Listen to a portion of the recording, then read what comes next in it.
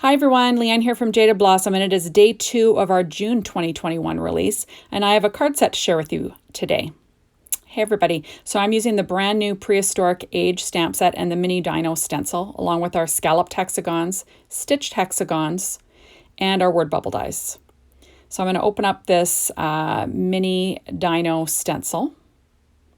And I store my stencils in the packaging, just cut off the top, just like that. And I went ahead and pre-cut the hexagons, the stitch hexagons, using white cardstock from Recollections. That's the heavyweight one. And I'm going to tape those onto the back of the stencil. I've got my Wendy Vecchi Make Art Station. And I'm going to do some ink blending using white cardstock instead of Desert Storm, like I've been doing the past little bit. I chose my colors to match the paper that I'm using for these cards. So I'm using Sunny Studios, Dots and Striped and Jewel Tones, Classic Gingham, and I'm also using the Die Cuts with a View Kitasaurus stack. So I used that yesterday. Now I've cut out 2-inch slices of that footprint paper. So it's 2 inches by 6 inches. So now I'm quickly going to go ahead and do some ink blending. So I'm using Concord and Ninth's inks. These are their little mini inks that I bought all in one set. I'm using Oceanside, that's the blue. Along with those are Tailored Expressions blending brushes. I'm using Parsley as the green. I tried to pick colors that somewhat coordinated with the idea that I had going on. So, you know, easy stuff, just blending it on. I'm just making quick pattern paper. That's all I'm doing. I'm not doing anything special, just blending it on. Now, on the inside of each card base, I'm going to tape off the bottom of it using Post-it, I think they're Post-it notes, but they're all sticky, so I cut them in half. And I'm just going to blend the same inks on the bottom of each card base. Those card bases are A2 size vertical cards, so 4.25 by 11, scored at 5.5 with my Teflon bone folder and my Martha Stewart scoreboard. So I'm just doing this to each card base. Now I'm going to blend on using, as you can see, the Post-it notes again. So I just cut them down the center, and I use the flat edge that I didn't cut to line up with that grid on that Wendy Vecchi Make Art Station, just to make it easy for myself. And then I'm going to blend through with the Tailored Expressions blending brush, and I'm just using the ink that's left over in there, and that's, I believe, the Parsley ink.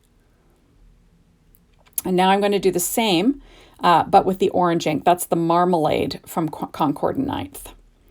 And like, again, still using my blending brushes from Tailored Expressions. And easy peasy stuff. There we go. So, and I will go ahead and blend that on the bottom of this card base also. And then I just went and quickly rinsed off this stencil with water, and, you know, you're in business again. So I'm loving using stencils lately. There we go. So now I'm going to go ahead and use that new stamp set called Prehistoric Age. And I'm going to be stamping the adorable dinosaurs with Versafine Claire Nocturne ink. And I'm stamping it onto the, what's it called? The Dots and Stripes Jewel Tones. I'm using the Dots side. And I'm just going to go ahead and stamp each one on coordinating cardstock. Now, I'm not going to be really doing coloring in this video. I'm bringing out my Copics just one color, but otherwise I'm just stamping on the pattern paper and I'm calling it good. So if you're not a colorer, you can do this and make, I think, a pretty cute card. So I'm just going to go ahead and stamp each of these out. Like I said, that's the green. And then I do it, the last one I stamp on the orange, I believe. Or no, the blue. Sorry, I already did the orange. That's the Triceratops there. And I know that that Versafine Claire Nocturne ink is not meant to be used with Copics, but I figured I'm just using a little tiny bit and I'll be careful. So I went ahead and cut these out using my Brother Scan and Cut with a 0.4 border, which is kind of fun.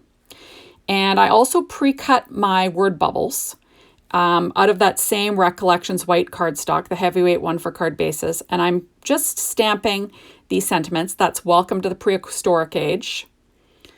That was using Parsley. And this is Oceanside, and I'm going to stamp You Are Triceratops on my list. And then the last one is You're Roarable. And that will be with the Marmalade ink from Concord and Knife. Now the nice thing is that these inks, I think these are a hybrid ink, so it's kind of got a pigment, so you can stamp sentiments with it and it doesn't get all blurry, so that's kind of handy. So there we are. So now I'm pulling out my Copic markers. So with my teal Triceratops, I am using the Copic marker BG75, and I'm just coloring the little tips of his shield there. I don't know what you call it, but the thing around his neck. And I'm just trying to add the color without touching the stamping, because that ink is not really meant to go with Copics, and you don't want to have a problem. So now I'm pulling out my YR07 to add some detail onto this one. I think this is a Stegosaurus. Trying to remember what all these are called now. You know, I'm not a professional at this at all, let me tell you. And if I had little kids around my house, I'm sure they could tell me exactly what they are. But I have older kids hanging around or I've got one kid left in my house that's on her way out, actually. And she's studying for her, I guess, registration exams for, you know, she's in med school, so she's just got to write an exam so she qualifies to work in residency. So I think that she's got better things to do than to tell me what kind of dinosaurs these are. So I believe this one is Bronchosaurus or Brontosaurus. Yeah, Brontosaurus. Why am I saying Bronchosaurus? It's like a bronchioles, like lungs. But anyways, no, it's Brontosaurus. So I'm just adding the green, and that is a YG17. And now I'm quickly adding on. These are 2-inch strips cut out of that pad, that Kitasaurus pad from Die Cuts with View. And I had one piece of this stuff left, so I thought, well, why not use it? So I cut it's a 6-inch pad, and I cut it into 3 2-inch slices. So it just makes it easy. Now the striped paper is that Sunny Studios dot stripe, and that is cut at 2 1/4 inches. So it's a 1/4 inch wider, each of these, and it gives me a nice little border. So I'm using my ATG gun to stick down this little border onto my card base. You notice that I'm using that Stampin' Up pad, lining up with the grid pattern. Now I'm sticking down my white stenciled background onto this scalloped hexagon. And then I will be sticking that onto my card base. So these are really fast and easy cards. And if you're not a big colorer, they're kind of for you. I didn't use any, you know, blending or shading or anything like that. I just added some fun solid color in on areas, on different areas on these dinosaurs, and that's it. So easy stuff. And now I'm going to be popping up that little Triceratops. So you'll see that now I'm popping up my my sentiment, my word bubble die. Sorry guys, that's with 3M foam tape there. I'm going to pop that on the front of my card base. So this is just the fastest way to make a quick little card, and I think super cute for little kids, I think, anyway. So I'm just going to trim off the overhang of paper using my Tim Holtz shears. And there we go. Now, I did pop up my Triceratops using Stampin' Up! Dimensionals, or what was left of them. So I'm doing the exact same thing now on my green card. So I used the green pattern paper. You know, I sort of repeated the green throughout, sort of to give you kind of a monochromatic card, but I used that pattern paper, like the dinosaur footprints, just to, you know, and that's where I pulled my colors from. So, you know, something a little different. And like I said, so I'm popping up my sentiments on those word bubble dies using my leftover edges of my Stampin' Up! Dimensionals. I also pulled in some 3M foam tape earlier, but I think I'm using just scraps of my foam tape for the rest of these. And, you know, I peel off the backing, and then I'll pop that onto the card base. And it's like super cute, right? So I'm just going to trim off the edges of this like I did on the other one. And then I'll be doing the exact same thing for my orange card. So getting that 2-inch strip of paper framed with 2 1/4 inch strip of paper. Now I'm going to pop on my blended background onto the scalloped hexagon die. And then I'll pop both of those onto my card base again, just like I did on all the other ones using my ATG gun. So fast and easy stuff. There we go. Fun. And then I just cut off my extra. I got like it sticking to the blade there. And then there we go. And I've already got my little Stegosaurus popped up with that foam tape. So I'm just going to pop him on the bottom. And then I'm going to add my sentiment, "You're roarable." And we'll pop that up onto this card base. And then, you know, and then I'll basically finish this off with some little bit of decorations and embellishment, stuff like that. So this is easy peasy stuff. So I am loving this new release from Jaded Blossom. It's a long time coming. People have wanted dinosaurs for a long time, and they've finally made it. Just peeling off the back of this. Takes me forever to do that kind of stuff. The card doesn't take long at all. It's just peeling off all the stuff that takes me a while. So now on the insides, with the leftover paper, I had 3/4 of an inch slices of this paper, and I just run it, the color coordinating one, over the top of each of those blended areas. There we go, just to trim it out. And then that's all I do on the inside. So easy stuff. I'm using my graph just so I get these pieces of paper straight. Trimming off the edge, and then that's it. Like, easy stuff.